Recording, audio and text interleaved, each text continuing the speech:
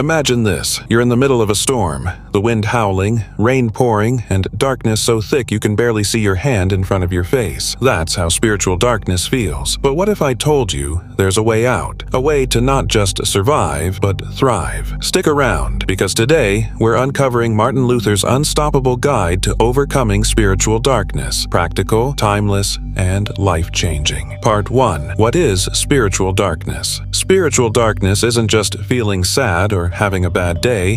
It's a profound sense of disconnection. It's when you feel cut off from God, hope, and even your own sense of purpose. It's like walking through an endless fog, where light and clarity seem unreachable. Martin Luther, the father of the Reformation, knew this struggle deeply. He called it Anfechtungen, a German term for spiritual attacks, inner turmoil, and overwhelming doubt. These battles shook even his strong faith, proving that no one is immune to this darkness. But here's the hope.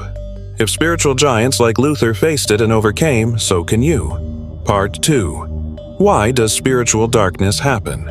To overcome spiritual darkness, we have to dig deep into its roots. Luther identified 3 primary causes: fear, sin, and doubt. Each one feeds the darkness, but the good news is, understanding them is the first step to breaking free. 1. Fear. Fear whispers lies. You're not good enough. You'll never overcome this. It tries to convince you that darkness is your destiny. But remember, fear thrives in darkness. Luther believed that naming your fears and bringing them into the light is the first step to breaking their power. Once you shine light on fear, you see that it's often a distorted illusion. Face your fears with faith, and they lose their grip. 2. Sin. Unconfessed sin creates distance between you and God. It's like carrying a backpack full of rocks. Each unaddressed wrong adds weight, making it harder to move forward. Luther emphasized confession, not as a punishment, but as a release, a way to lighten your load and restore your connection with God. Confession is freedom, not a burden, and it helps break the chains that hold you back. 3. Doubt. Doubt isn't the opposite of faith. It's a part of the journey. Luther once said, "Faith is a living, daring confidence in God's grace." Doubt challenges your trust in God's promises, but it's also an opportunity to grow stronger in your faith. To combat doubt, you need to feed your faith through truth and action. Meditate on Scripture, pray, and take steps of trust. What do you think is your biggest challenge? Fear, sin, or doubt? Drop your thoughts in the comments below. Let's tackle this together. Part 3. Luther's Timeless Strategies. Luther called the Bible alive and powerful. He believed it speaks directly to our struggles, offering hope and direction. Start with these verses. Psalm 23. The Lord is my shepherd, I shall not want. Romans 8:28. And we know that in all things God works for the good of those who love Him. Write them down. Repeat them daily. Let them become your anchor. 2. Pray with raw honesty. Luther's prayers weren't polished speeches, they were raw cries from the heart. He would lay everything before God, his fears, frustrations, and doubts. This isn't about saying the right words, it's about saying real words. Try this. Spend 5 minutes today telling God exactly how you feel. No filters. You might be surprised by the peace that follows. Martin Luther believed we're not meant to fight spiritual battles alone. Isolation is the enemy's playground.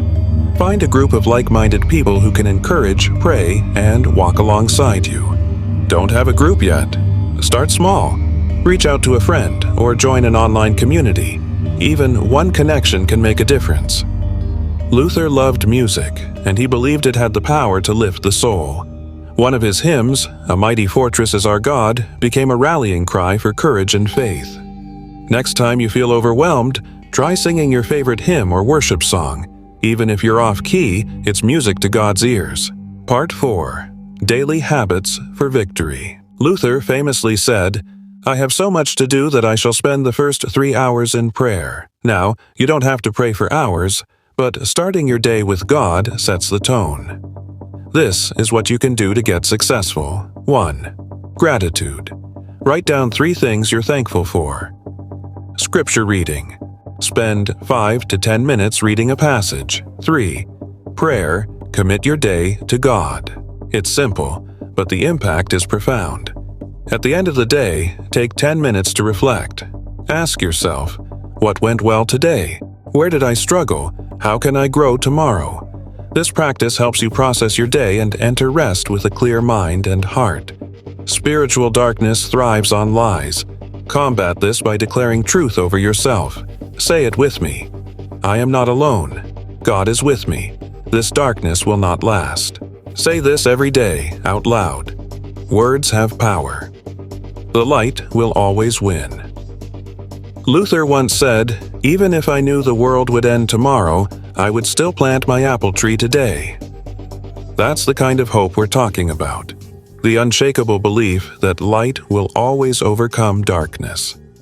Even in the face of overwhelming challenges, Luther held on to this hope. He knew that no matter how bad things got, the work of today could still bring fruit tomorrow. Let me share a quick story. During one of his darkest times, Luther wrote a letter to a friend saying, "I am yours. Save me."